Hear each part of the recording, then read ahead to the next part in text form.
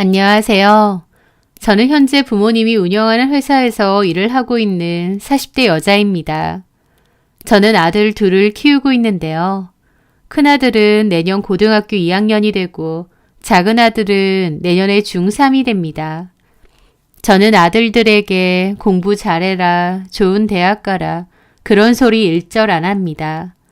대신 어렸을 때부터 아들들에게 예의 있는 인간이 되어라, 주변 사람들에게 친절하게 대해라, 책임감 있고 정직한 사람이 되어라 등등 인격이나 성격에 관한 얘기를 많이 해줍니다. 공부를 잘하면 좋겠지만 공부보다 사람이 먼저 되는 것이 중요하니까요. 다행히 저희 아들들은 속 시끄러운 집안 사정에도 불구하고 반듯하고 착하게 잘 자라주는 것 같습니다. 저를 많이 이해해 주려고 하고 제 가르침처럼 착하고 반듯하게 살려고 노력하는 것 같거든요. 저는 남편과 이혼한 지 5년이 좀 안 되었는데요. 이혼 후의 삶에 이제는 완벽하게 적응을 한 것 같아요. 그 전에 14년 정도 결혼 생활을 했었는데요. 그때는 가정주부로서 집안일 열심히 하고 아이들 케어하고 남편 내조하고 그렇게 살았다면 이혼 후에는 부모님 회사에서 일하고 경제적인 활동을 하면서 두 번째 인생을 살아가는 것 같은 느낌도 듭니다. 평범하게 가정주부로서 잘 살아오다가 무슨 일로 이혼을 했는지, 또 저에게는 결혼 시기 도중 어떤 위기가 찾아왔었는지 허심탄회한 기분으로 지난날의 이야기를 해볼까 합니다. 저는 사업을 함께 하시는 부모님 덕분에 경제적인 어려움 없이 살아왔습니다. 그리고 저 자체도 굉장히 무난하고 평범한 성격의 사람이었어요. 여중 여고 졸업 후 지방 거점 국립대에 다녔는데요. 대학 생활도 꽤 열심히 했죠. 과 생활도 하고 동아리도 가입해서 활동하고, 그때 저는 기타에 관심이 있어서 기타 동아리에 가입을 했었고 나름 활발하게 활동을 했었습니다. 거기서 처음으로 서희라는 후배를 만나게 되었습니다. 서희는 저보다 2살이 어린 후배였고 호텔 경영학과라고 했습니다. 서희는 저한테 언니 하면서 귀염성 있게 잘 따르더라고요. 저도 서희 포함해서 여러 후배들하고도 친하게 잘 지냈는데요. 서희는 그 후배들 중에서도 유독 저에게 개인적인 연락도 많이 하고 친하게 지내려고 했어요. 저랑 친해지고 싶어하고 가까워지고 싶어 한다는데 저도 당연히 고맙고 좋았죠. 그렇게 저는 서희랑도 친한 언니 동생 사이로 잘 지냈습니다. 그러다가 하루는 서희가 저한테 그러는 거예요. 언니, 남자친구 없다고 했죠? 그러면 우리 오빠 만나볼래요? 전에도 말했죠? 오빠 한의외과라고. 저희 오빠 괜찮지 않아요? 그 말에 저는 그냥 웃었죠.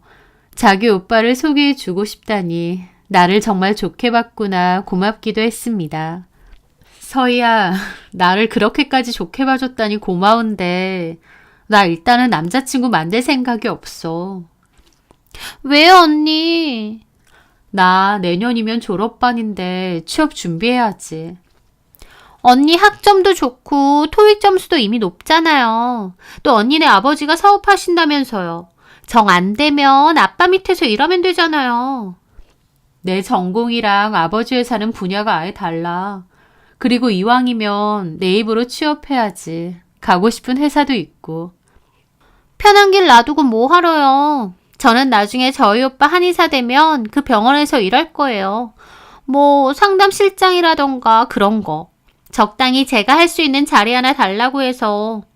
힘들게 대학 나왔으면 됐지 더 용 쓰고 싶지 않아요.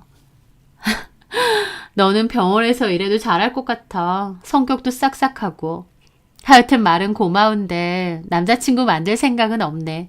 그리고 너네 오빠 의사도 물어봐야지. 너네 오빠가 싫어할 수도 있는 건데. 그렇게 저는 서희의 말을 웃고 넘겼습니다. 그때는 전혀 몰랐어요. 서희가 진짜 제 미래의 신우가 될 거라군요.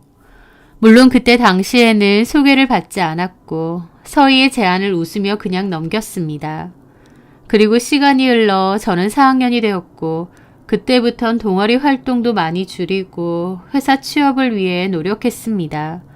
필요한 자격증 공부하고 면접 준비하고 너무 감사하게도 졸업 전에 가고 싶었던 회사에 취업을 하게 되었어요. 동아리 사람들에게도 취업 사실을 얘기했고 모두 다 축하해 주더라고요. 회사에 들어가고 나서도 다른 동아리 선후배 친구들과는 여전히 연락을 했습니다. 물론 서희랑도요.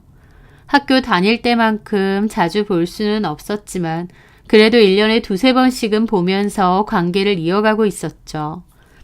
그렇게 몇 년이 흘렀을 무렵 저는 운동을 하다가 심각하게 허리를 삐었습니다.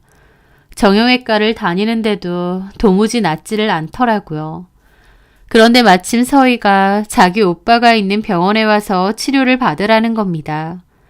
서희 오빠는 한의사 자격 취득 후 한방병원에서 페이닥터로 근무하고 있는데 워낙 진료도 잘하고 침도 잘 놓으니까 한번 가보라면서요.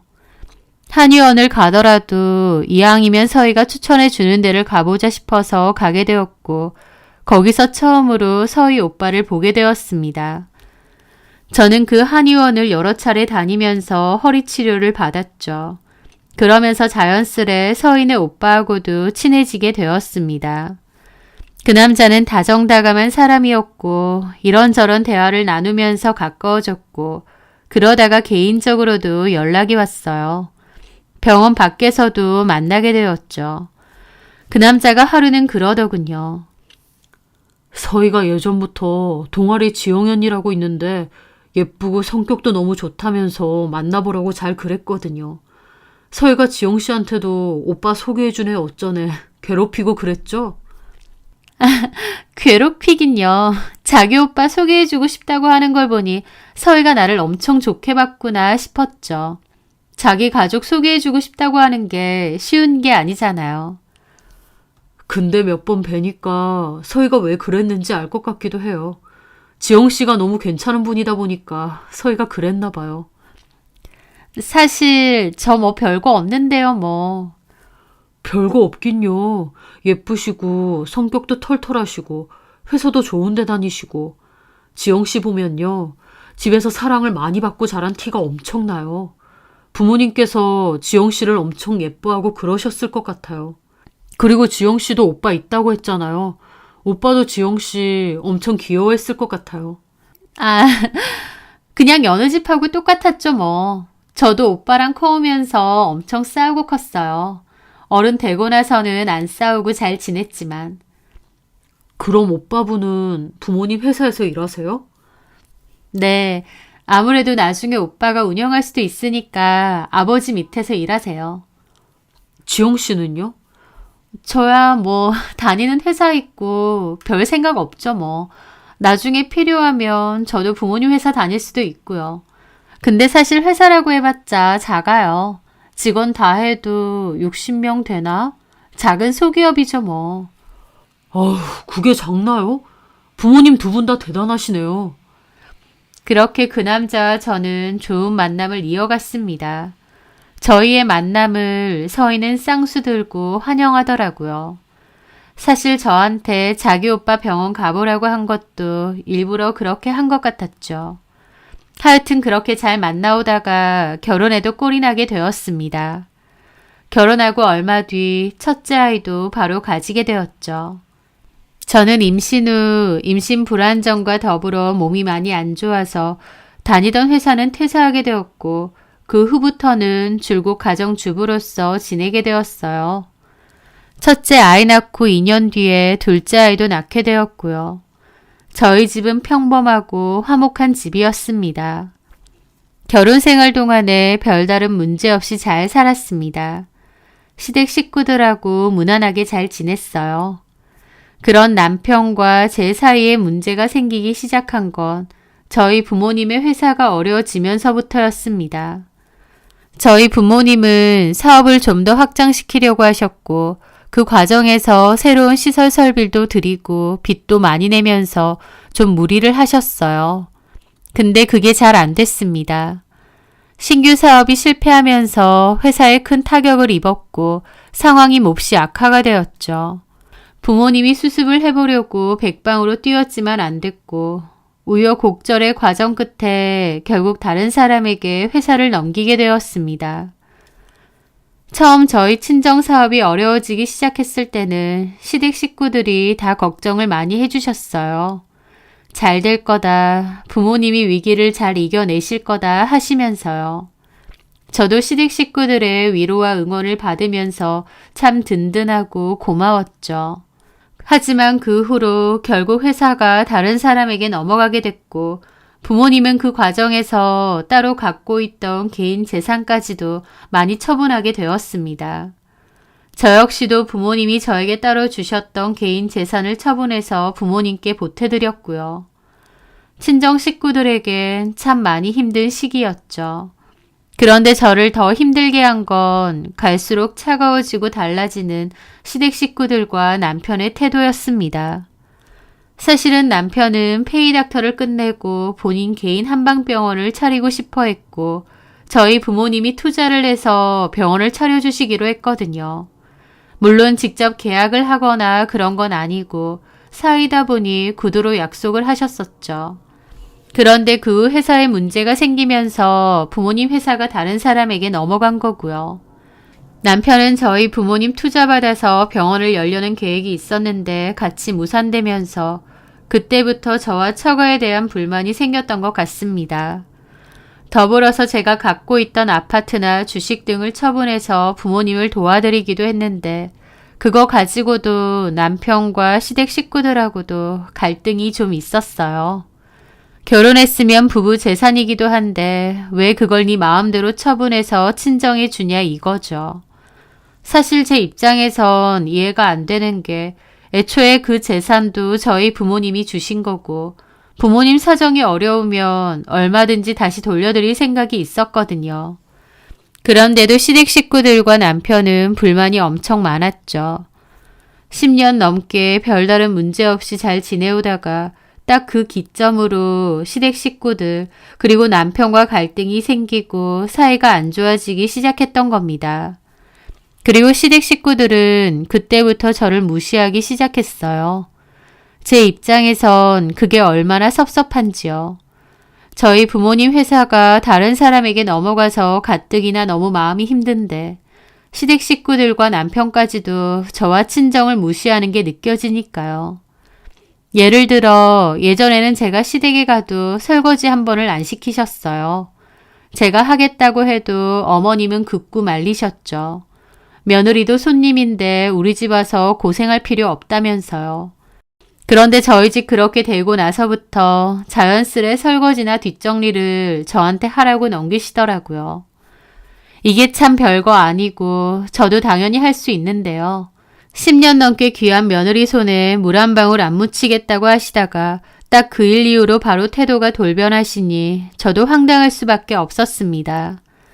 게다가 명절 음식도 원래는 시어머니, 신우, 저 다 같이 모여서 했다면 이제는 저한테만 다 넘기시고요. 서희도 곧 결혼할 건데 좀 쉬게 해주고 싶다고 하시고 어머님도 건강 핑계를 대시면서 저한테 다 하래요. 그리고 10년 동안은 너네끼리만 잘 살면 된다면서 안부 전화 쓸데없이 하지도 말라고 못 박으셔놓고 딱 그맘때쯤부터 너는 며느리가 돼서 안부 전화도 자주 안 하냐고 집에서 뭘 배운 거냐고 뭐라고 하시는 겁니다. 맏며느리인데 시댁 너무 안 챙기는 거 아니냐는 불만까지 터뜨리시고요.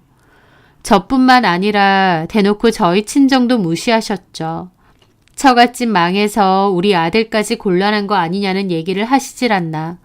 이왕이면 사위 병원까진 해주고 망해도 망했으면 하시질 않나.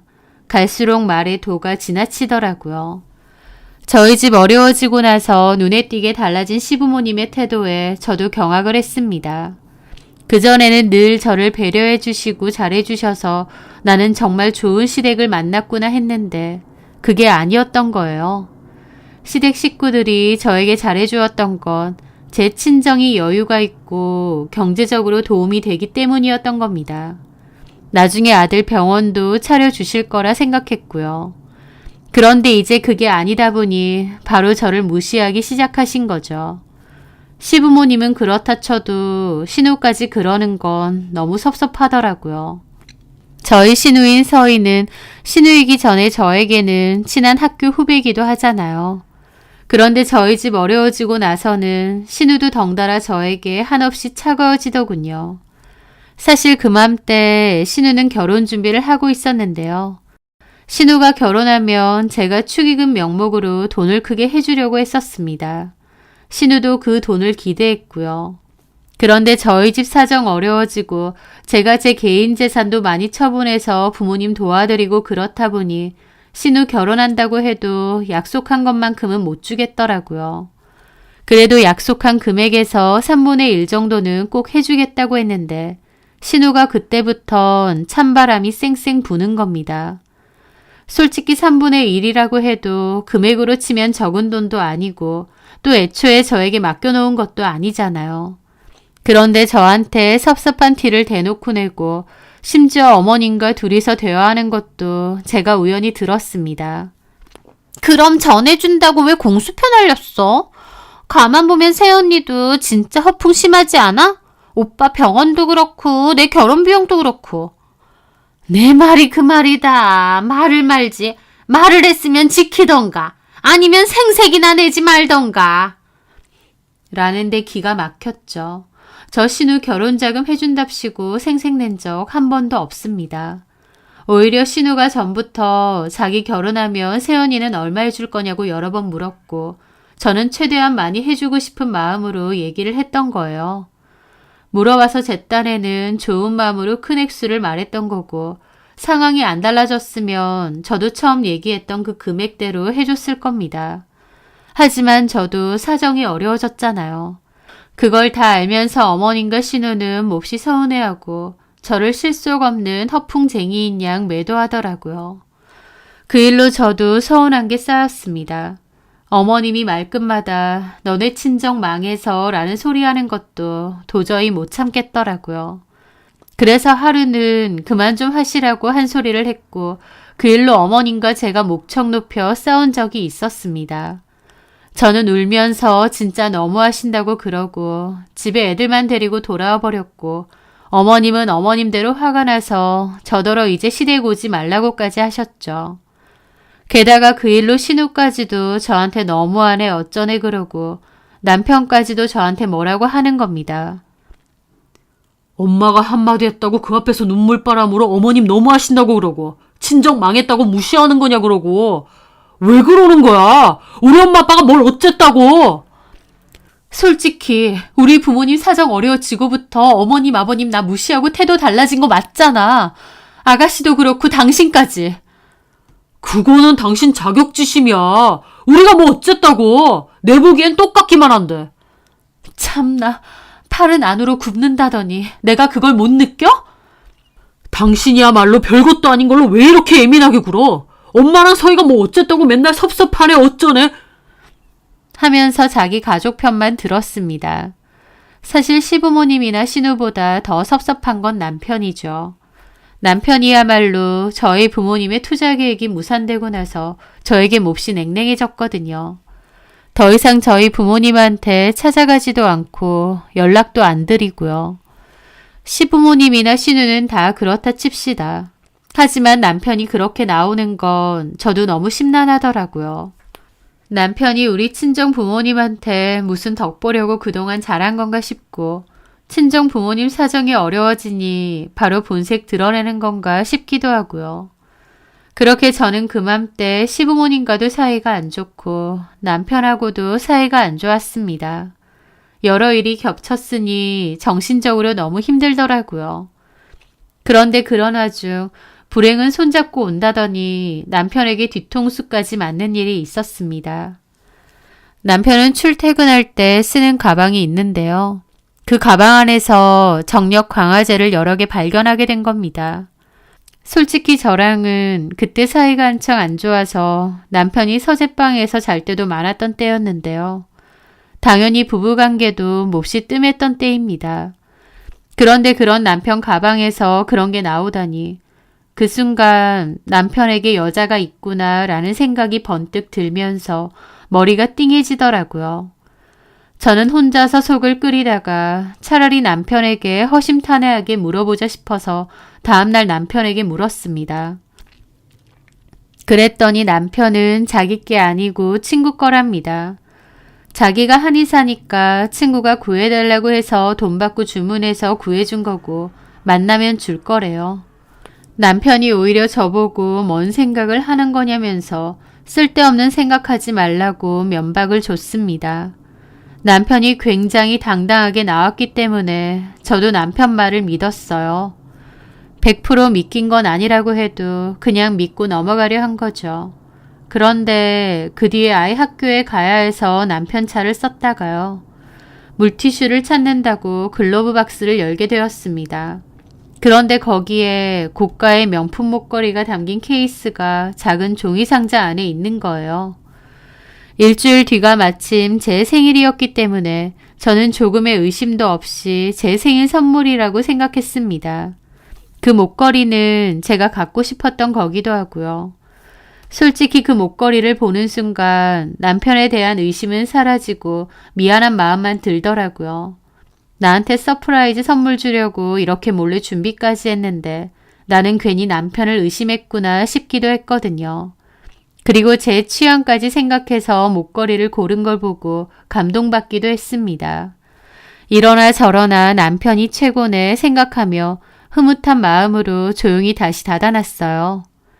그런데 일주일 뒤 제 생일이 되었는데 남편은 필요한 거 사라고 바빠서 선물은 준비 못했다면서 현금 50만 원을 선물로 주더라고요. 제가 분명 글로브 박스 안에 있는 목걸이를 봤는데 왜 현금을 주지? 이상했죠. 목걸이에 대해서 물어볼까 하다가 일단 입을 닫았습니다. 그러면서 다시 한번 남편에 대해 의심을 하기 시작했습니다. 내가 아니라 다른 여자 주려고 한 건가? 사실은 그 정력 강아지도 남편 건가? 싶고요. 남편이 뭔가 달라진 것 같고 나에 대한 마음이 붕 떠 있는 것 같은데 아내의 직감으로 남편이 딴짓을 하는 것 같기도 한데 남편이 진짜 여자라도 있는지 확인할 길이 없었어요. 뭘 어떻게 해야 할지도 모르겠더라고요. 하다못해 핸드폰을 보려고 해도 남편은 폰을 잘 때까지도 주머니에 넣고 자고 제가 모르는 잠금 비밀번호까지 걸어놨기 때문에 폰을 본다는 게 쉽지가 않았습니다. 그렇게 저 혼자 속 끓이고 답답해지던 무렵 일정대로 신우의 결혼식이 되었어요. 거기에는 남편의 친한 친구들도 대거 왔는데요. 저는 거기서 보게 되었습니다. 그 여자 목에 있는 그 목걸이를요. 그 여자는 남편과 같은 과를 나와서 한의사를 하고 있는 남편 친구였습니다. 이름은 정미나라고 했죠. 남편하고는 대학 때부터 친하다는 건 알고 있었고 저희 결혼식에도 왔습니다. 정미나 그 여자는 저희보다 일찍 결혼을 했었다가 5, 6년 살고 이혼했다고 들었는데 그때는 아마 이혼을 했을 때였던 것 같더라고요.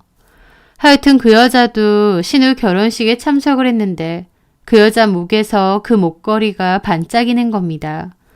펜던트 모양과 색깔, 제가 그 차 안에서 봤던 그 목걸이가 맞았죠. 그걸 보는데 머리가 쭈뼛하더라고요. 저 여자랑 남편이? 너무 어이가 없었죠. 정민아는 신우하고도 잘 알았기 때문에 신부 대기실에 가서 신우하고도 정답게 인사를 나눴습니다. 신우는 반가운 얼굴로 미나 언니 하면서 알랑방구를 끼고 난리가 났더라고요. 미나 언니, 바쁜데 와줘서 너무 고마워요. 오늘 너무 예쁘다, 서희야. 그래요? 고마워요, 언니. 근데 언니도 피부 너무 좋네요. 신부보다 피부 좋아도 되는 거예요? 사람들이 신부 안 보고 언니만 보면 어떡해 해요? 그럴 리가 있어? 이 결혼식 주인공은 넌데?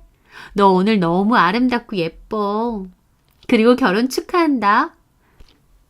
고마워요, 언니. 그러면서 막 좋아 죽더라고요. 저는 찜찜한 기분으로 정민아 씨를 계속 주시했습니다. 내 남편이 산 목걸이를 하고 있는 여자. 친구 사이에 5, 600이 넘는 목걸이를 턱턱 사줄 리가 있나요? 물론 똑같은 제품을 정민아 씨도 우연히 샀을 수도 있습니다. 세상에 하나밖에 없는 목걸이도 아니니까요. 하지만 그 상황이 우연치곤 말이 안 되잖아요. 색상이나 펜던트 디자인도 다양한데 딱 그 디자인에 그 색상에 아주 절묘한 우연이 아니고서야 남편 글로브 박스에서 봤던 그 목걸이가 맞는 것 같았죠. 게다가 찰나지만 그 장면도 봤습니다.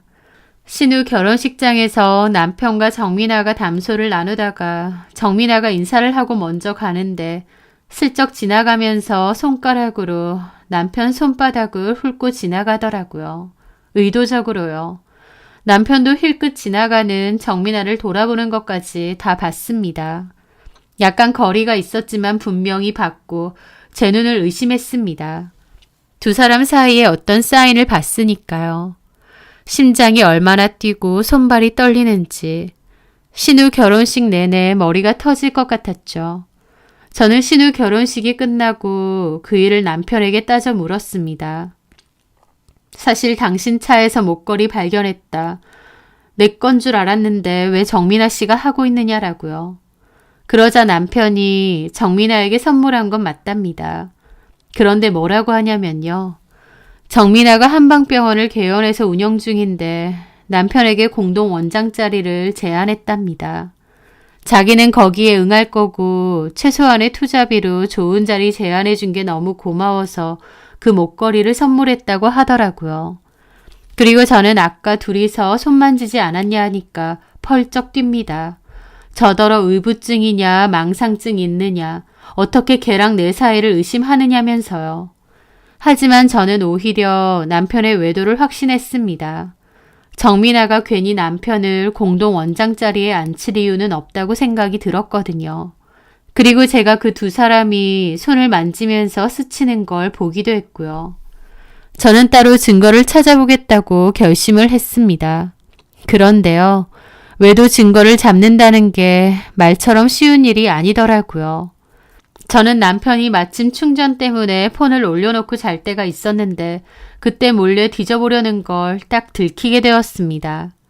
남편 폰을 들고 작은 방에 가서 확인하려고 비밀번호를 이것저것 눌러보는데 남편이 문을 확 열어제끼고는 지금 뭐 하냐고 불같이 화를 내더라고요. 남의 폰까지 뒤지냐면서 불같이 화를 내면서 폰을 뺏어갔고 다음 날에 저에게 문자 보내서 무섭네, 망상증이 있네, 어쩌네 화를 냈습니다. 저는 할 말이 없더라고요. 증거도 못 찾고 오히려 의부증 환자로 몰렸죠. 그 후 아예 작정하고 퇴근하는 남편 미행을 다녀본 적도 있었습니다. 그런데 드라마에서 보던 것처럼 미행도 쉬운 게 아니더군요. 결국 놓쳤고 심지어 나중에는 남편에게 들키기까지 했습니다. 저도 제 나름대로 조심성 있게 군다고 생각했는데 남편이 다 알았더라고요. 증거를 잡는다는 건 정말 쉬운 일이 아니었습니다. 감정이 너무 요동치고 긴장돼서 실수하고 내 마음이 마음 같지가 않았거든요. 남편은 그 후에 또 저에게 문자를 보내서 미행까지 하는 너를 얼마나 더 참아줘야 되느냐. 우리의 결혼 생활에 대해서 다시 생각해보자 했습니다. 저는 남편이 왜 자꾸 문자를 보내는지 통화로 뭐라고 하는지 알겠더라고요. 왜냐면 얼마 뒤 남편은 저를 의부증으로 몰아서 이혼을 요구했거든요. 의부증에 관한 증거를 다 모으기 위해서 그렇게 일부러 문자를 보내고 통화를 해서 녹음을 했던 겁니다. 의도적으로 저를 집착증 환자로 몰아세워서 제 유책으로 넘기려는 거였죠. 남편은 제 의부증 때문에 결혼 생활 지속이 어렵다며 벼랑간 이혼을 요구했습니다. 더불어 제가 시댁 식구들하고도 사이가 안 좋고 갈등을 일으킨다고도 하면서요. 하나부터 10까지 다 제 유책이고 본인은 피해자인 양 이혼을 요구한 거죠. 기가 막혔습니다.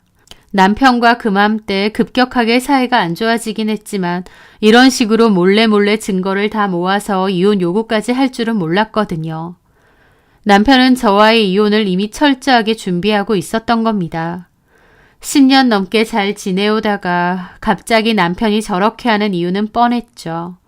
저희 친정이 어려워진 데다 더불어 갈아타고 싶은 여자가 생긴 거겠죠. 그 여자가 바로 정민아일 거고요.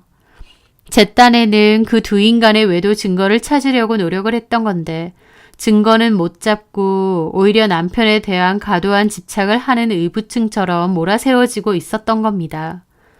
그리고 남편은 이혼을 핑계로 시댁에서 지낼 거라면서 집에서도 나가버리고요. 자식이고 뭐고 안 보이는 것 같더라고요. 아무리 다른 여자한테 눈이 뒤집혀도 지 새끼 둘이나 낳고 여태까지 잘 살아준 저한테 어떻게 이러나요? 가만히 있다가는 너무 억울하게 제 유책으로 물려 이혼당할 것 같더라고요. 저도 그간 남편한테 정이 너무 떨어져서 이혼은 하고 싶은데 그렇다고 제 유책으로 억울하게 이혼당하고 싶지는 않았습니다. 자식을 낳고 10년 넘게 같이 살아온 아내에 대한 눈꼽만큼의 예의도 없는 그 인간한테 저도 돌려주고 싶었어요. 하지만 어떻게 해야 할지 모르겠더라고요. 그렇게 저는 억울한 심경으로 한 인터넷 맘카페에다가 글을 올렸습니다. 그러자 사람들은 댓글로 직접 증거를 얻기가 힘들면 흥신소나 심부름센터 같은 데를 이용해보라고 했어요. 하지만 또 다른 사람들은 그런 것도 잘 알아봐야 된다면서 돈 입금하고 나면 잠수를 타는 사기가 많고 또 역으로 남편에게 알린다면서 협박하고 이중으로 돈을 뜯어내는 경우도 많다더라고요. 누군가의 도움이라도 받고 싶은데 그런 업체들은 사기가 많고 아는 곳이 없으니 답답했습니다. 그런데 제 사정이 딱했는지 누군가 쪽지를 보내왔습니다. 그 사람은 자기도 남편의 바람 때문에 업체를 여러 군데 써봤는데 사기를 여러 번 당했다면서 그러다가 알아낸 곳이 있는데 여기 사장님은 증거도 기가 막히게 잘 잡아오고 양심적인 분이라면서 연락처를 알려주시더라고요. 솔직히 모르는 사람이 보낸 쪽지니까 그것조차도 사기인지 아닌지 알 수가 없잖아요. 하지만 저는 너무 억울하고 간절했기에 동아줄이라도 잡는 심정으로 연락을 해보았습니다. 그리고 나서 그분에게 남편과 상간녀로 의심되는 그 여자의 간략한 신상 정보를 넘겼어요. 어차피 같은 병원에서 근무를 하는 거다 보니 따로 알아볼 건 없었고 바로 미행을 붙으면 된다고 하시더라고요. 그런데 그분은 믿을만 했던 게 미행을 붙게 되면 수시로 저에게 전화를 하거나 문자를 보내서 상황을 알려주시는 겁니다. 남편의 행동이나 방문 장소, 특이점 등등요. 본인 일처럼 열과성을 다해서 증거를 찾아주려는 분을 만난 거죠. 제가 처음 그분과 만나서 남편 일을 의뢰할 땐 심증은 가는데 물증이 없다고 했고 어쩌면 그 둘이 단순한 친구 사이이자 직장 동료일 수도 있다고 했습니다. 제 직감으로 그 두 사람이 바람이지만 또 어쩌면 제 착각일지도 모르니까요. 하지만 2주일 뒤 저는 그분에게서 제 직감대로 진짜 남편이 바람을 피고 있다는 증거를 받게 되었습니다. 그분은 남편 출퇴근 후를 쫓았고 정민아와 술집에 가거나 정민아가 혼자 살고 있는 집에 남편이 자주 들어가는 것도 다 사진을 찍었더라고요. 사모님, 제가 따라다녀 보니 그 두 사람 불륜 100% 맞습니다. 정민아 씨는 이혼하고 혼자 산다고 하고요. 사모님 남편분이 여러 차례 정민아 씨 집으로 가는 거 확인했습니다. 그때 통화로도 말씀드렸듯이 한 번 들어가면 최소 2-3시간 있다 머물다 나오고요. 어쩔 때는 5시간 이상 있을 때도 있고요. 저번 주말에는 밖에서 술 마시고 같이 인근 호텔 들어가는 것도 찍었습니다. 허리 껴안고 들어가는 이 사진이요. 이 정도면 법적 증거로도 쓸 수 있을 겁니다. 너무 경악스러웠습니다. 설마 했는데 남편은 정말 정민아와 바람을 피고 있었고 아예 그 여자 집에 수시로 드나들고 있었습니다. 저한테 이혼을 요구한 이유도 확실해진 거죠. 저는 그 증거들을 손에 쥐고 마구 떨었습니다. 남편이 진짜 바람을 피웠다는 것, 나 혼자만의 망상이 아니라는 것, 그리고 이제 진짜 남편과 끝이라는 것. 그런 감정이 뒤섞여서 혼란스럽더라고요. 저는 그분에게 정말 고맙다고 말했고 사례도 충분히 했습니다. 그분은 도움이 되었으면 다행이라고 하면서 더 필요한 부분이 있으면 연락 주라고 했어요. 저 역시도 그 증거들을 잘 모아두고 남편의 이혼 소송에 대응하려고 했습니다.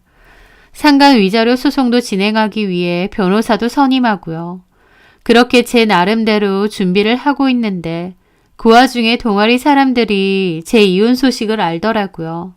알고 보니 신우가 동아리 사람들한테 이혼 소송 소식을 전하면서 제가 완전 의부증에 미친 여자라서 자기 오빠가 너무 힘들었다는 얘기를 하고 다녔다는 겁니다. 그 얘기를 듣는데 너무 기가 막힌 거예요. 지네 오빠가 바람피고 일방적으로 이혼해달라고 하는 건데 뒤에서 그러고 다녔다는 게요. 신우는 남편과 상간녀가 운영하는 새 한방병원에서 실장 직무로 근무를 하고 있었어요. 저는 그 얘기를 듣고 화가 나서 신우에게 전화해 따졌습니다. 야, 문서희, 너 동아리 사람들한테 이상한 소리 하고 다닌다며? 제가 뭘요? 내가 의부증이고 집착의 망상이 너무 심해서 결국 오빠랑 이혼하는 거라느니 어쩌느니 그러고 다녔다며? 솔직히 아닌가요? 저희 가족들 가만히 있었는데 언니를 무시했네 어쩌네 할 때부터 이상했는데 언니 그때부터 정신이 어떻게 된 거 아니에요?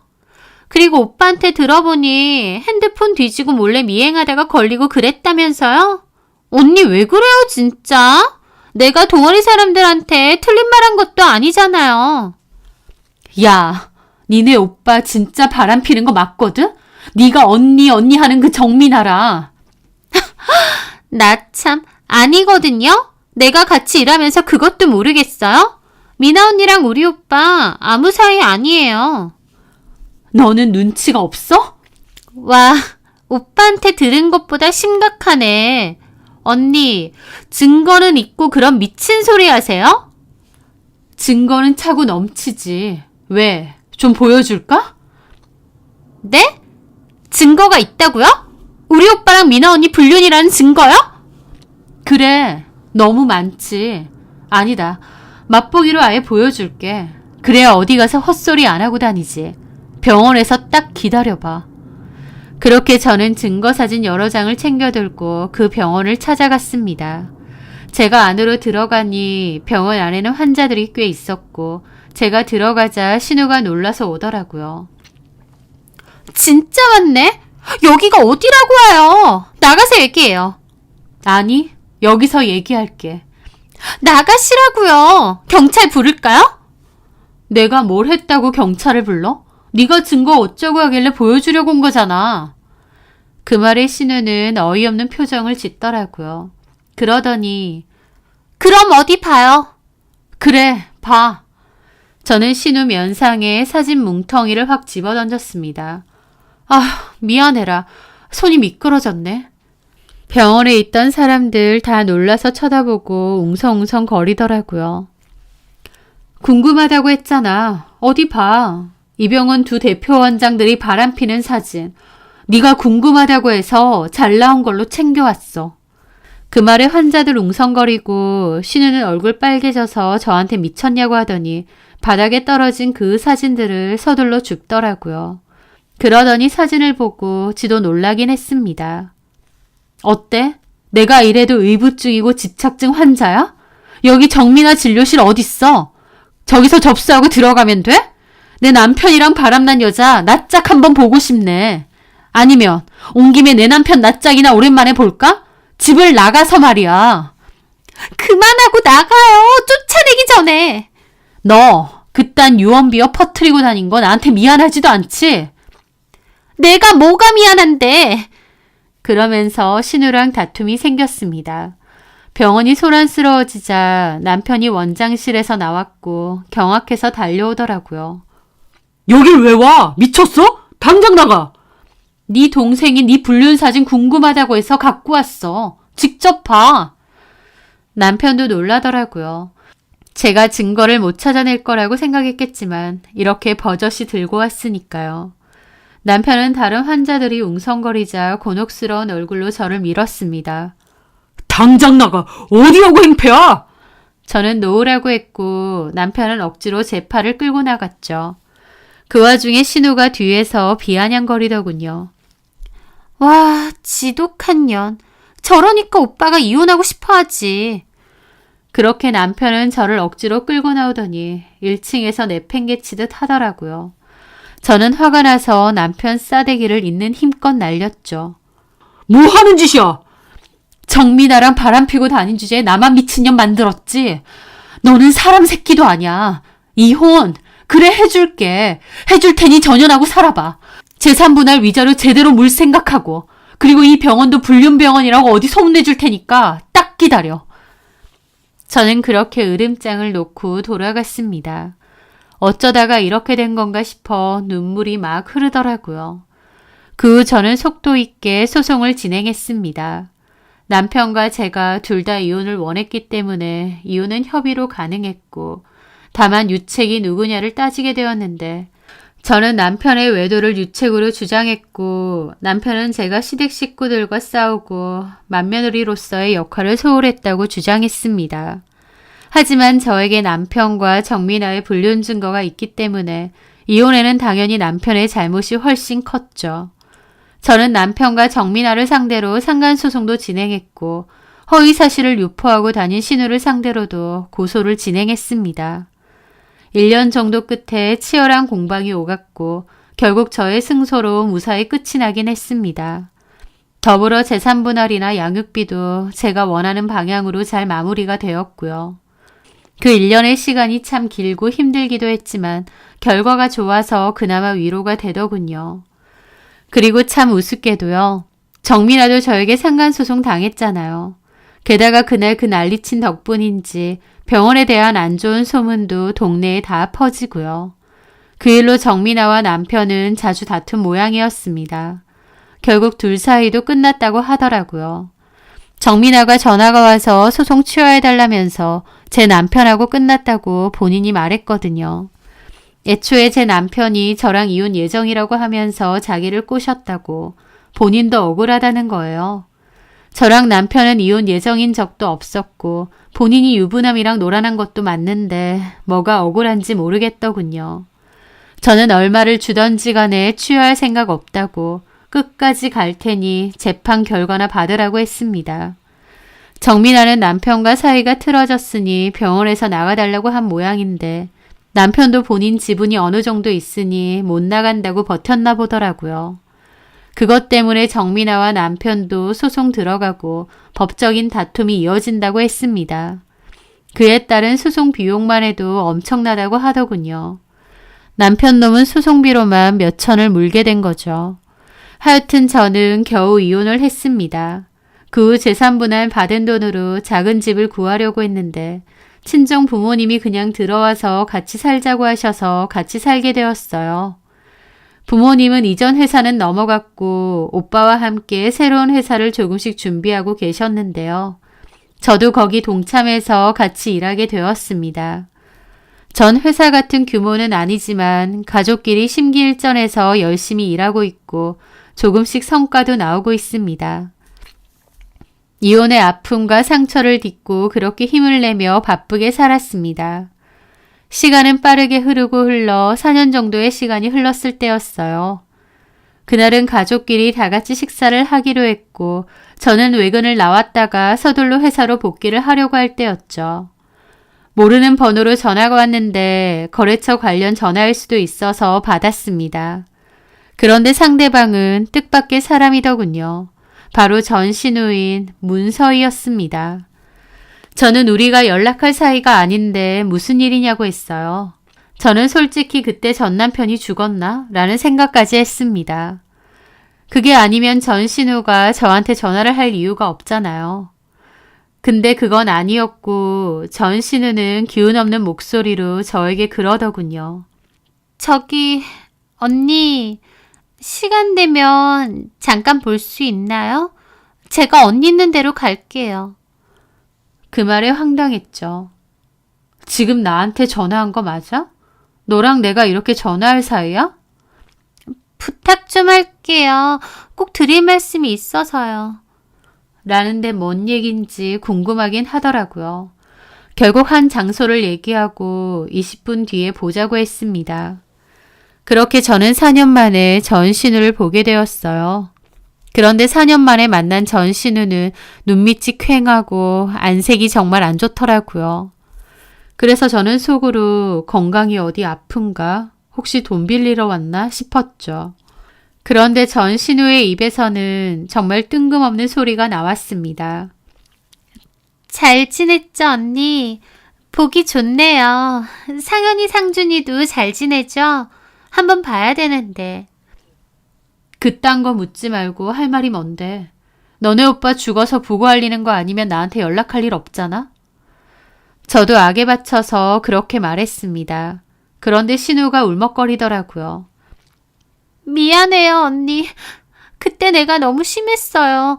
아무리 오빠 일이라고 해도 언니한테 그러면 안 됐는데 정말 미안해요. 저도 그때 언니한테 그렇게 굴었던 거 후회해요. 지금 사과하자고 나 부른 거야? 용건이나 말해. 나 바쁘니까. 사람이 한 치 앞도 모른다고. 저도 언니랑 비슷한 일 겪었어요. 저희 남편 바람난 것 같아요. 뭐? 근데 증거를 도저히 찾을 수가 없어요. 너무 힘든데 어디 말도 못하겠고. 그때 언니 생각나는 거예요. 그래도 언니랑 나랑 예전에 친했었잖아요. 그래서? 언니가 그때 오빠하고 그 미나 언니, 아니 그년하고 사진 찍어 왔잖아요. 그 증거 사진요. 언니는 직접 찍었다고 했지만 딱 봐도 언니가 찍은 거 아니고 사람 쓴 것 같던데 맞죠? 그래서 하고 싶은 말이 뭔데? 저 사실 남편 바람 피는 거 잡아내려고 흥신소 썼거든요. 근데 2번이나 사기당하고 돈도 엄청 날렸어요. 그것들 진짜 나쁜 놈들이더라고요. 간절한 사람들 등쳐먹고. 하면서 우는 겁니다. 뭐 어쩌라고 싶더라고요. 얘, 서희야, 너 어린 나이 아니잖아. 나 예전에 네 선배 언니도 아니고 이혼한 니네 오빠 와이프야. 그것도 아주 더럽게 이혼한. 근데 너 질질 짜는 걸 내가 왜 들어줘야 돼? 나 그만 일어날게. 그때 언니가 이용했던 곳 나도 좀 알려주세요. 그 사람은 확실하잖아요. 너무 사기업체가 많아서 어디 물어볼 데도 없고. 라는데 결국 저한테 그 미행해준 흥신소 사장님 연락처 알고 싶어서 전화한 거더라고요. 기가 막혔습니다. 4년 만에 전화 와서는 흥신소 연락처 좀 알려달라는 게요. 그리고 서희도 저랑 똑같은 일 겪고 있다는 게 참 어이없기도 하고 한편으론 우습기도 하더라고요. 제가 그랬습니다. 너 나랑 마지막으로 만났을 때 그 병원에서 니네 오빠가 나 질질 끌고 나갈 때 말이야. 너 내 뒤통수에 대고 한 얘기가 뭔지 기억나니? 신우는 아무 말도 안 하더라고요. 이렇게 말했어. 지독한 년. 저러니까 우리 오빠가 이혼하자고 하지. 라고. 언니. 나 네가 그 말할 때 그 목소리가 안 잊혀져. 그래. 우리 신우 옳게 전에 친한 선후배 사이였어. 근데 네가 어떻게 했어? 뒤에서 다른 사람들한테 나 의부증 걸린 미친년이라고. 우리 오빠 불쌍하다고 하고 다녔지. 니네 오빠 바람 피웠다는 증거 들이대는데도 끝까지 내 탓했던 게 너야. 그래놓고 이제 와서 뭐? 도와달라고? 너 같으면 알려주겠어? 너 나랑 똑같은 일 당했다고 하니까 그때의 내 심정 조금은 알겠네. 미안한데 나 그때 모든 연락처 다 지웠어. 네 연락처도 지우고 너네 엄마 아빠 연락처도 지우고 그때 내 일 도와준 그 사장님 연락처도 지웠어. 그때 그 일이 너무 힘들고 생각하기 싫어서 이혼 소송 끝나자마자 다 지웠다고. 양육비 문제 때문에 어쩔 수 없이 니네 오빠 연락처만 딱 남겨놓고 몽땅 지웠어. 그래서 알려줄 것도 없네. 그렇게 저는 자리에서 일어났습니다. 내가 그때 억울한 마음으로 열심히 찾아봤듯이 너도 열심히 한번 찾아봐. 너 도와줄 것 어디 하나 없겠니? 그렇게 저는 신우를 두고 자리를 떴습니다. 카페를 나서기 전에 돌아봤는데 신우는 멍한 표정으로 테이블만 보고 있더라고요. 솔직히 그때 저한테 괘씸하게 한 걸 떠나서 남편이 바람을 피면 얼마나 힘든지 아니까 그냥 알려줄 수도 있습니다. 그런데 그냥 신우한테 하는 말이 아니라 정말 그때의 그 번호는 다 지웠어요. 새 삶을 위해 그때의 일을 다 잊고 싶었거든요. 신우의 상황이 무슨 상황인지는 정확히는 모르지만 본인이 알아서 해야겠죠. 그때의 외롭던 제가 혼자서 알아서 했듯이요. 그때 저에게 그렇게 차갑지만 않았더라면, 그렇게 나서서 저 미친년 만들고 소문내고 다니지 않았더라면, 그냥 가만히만 있었더라면 어쩌면 옛날의 정으로 서희를 도와줬을지도 모릅니다. 전 남편과는 별개로요. 직접적인 도움은 못 돼도 서희의 이야기를 들어주기라도 했을지 모릅니다. 하지만 본인이 나서서 저에게 상처 주고 이혼 유도한 거 잊혀지지가 않아요. 솔직히 친정망한 저보다 정민아가 돈도 많고 새언니로서의 도움도 될 것 같으니 그리로 붙은 것도 맞잖아요. 이제 와서 저렇게 눈물 찍어내는 것도 참 어이없고 본인도 그런 일을 겪었다는 게 참 아이러니하더라고요. 지네 오빠가 더럽게 산 벌을 그 동생인 서희가 받는 건가 싶기도 하고요. 저는 도와줄 생각 없고 제 일도 아니지만 알아서 증거 잘 모으고 대응하기를 바랍니다. 한때의 정으로 제가 해줄 수 있는 말은 딱 그것뿐이네요. 그 일을 겪으면서 제가 든 생각은요. 사람은 나중에 어떻게 될지 모른다는 겁니다. 신우도 지네 오빠 편들고 저를 의부증 환자로 몰 때만 해도 지가 4년 뒤에 똑같은 일을 겪을 거라고는 생각 못했을 거잖아요. 그래서 저는 저희 아이들에게도 말합니다. 사람과 사람 사이에는 마무리도 중요하다고요. 살면서 어떤 일로 다시 마주할지 모르는 게 인생이고 또 제가 누군가에게 또 누군가가 저에게 어떤 식으로 도움과 영향을 줄지도 모르는 게 인생인데 서로 예의 있게 잘 끝내는 것도 중요하다고 말이죠. 부모님 사업 망하고 시댁에서 무시당하고 남편은 친구랑 바람까지 피면서 저한테 이혼 요구까지 하고 정말 다시 생각해도 기막히고 힘든 시기였고 그냥 다 포기할까 싶기도 했었습니다. 하지만 그때 마음 다잡고 잘 버틴 덕에 지금은 다시 평화롭고 행복하잖아요. 본인 일처럼 열과 성을 다해서 증거를 잡아준 분도 만났고 그 덕에 수월하게 소송도 끝냈고요. 힘들어도 길은 있다 생각하고 포기하지 않고 살아내는 것이 참 중요하구나 싶고 그 일로써 저도 배운 게 많은 것 같아요. 제 사연 들어주셔서 감사합니다.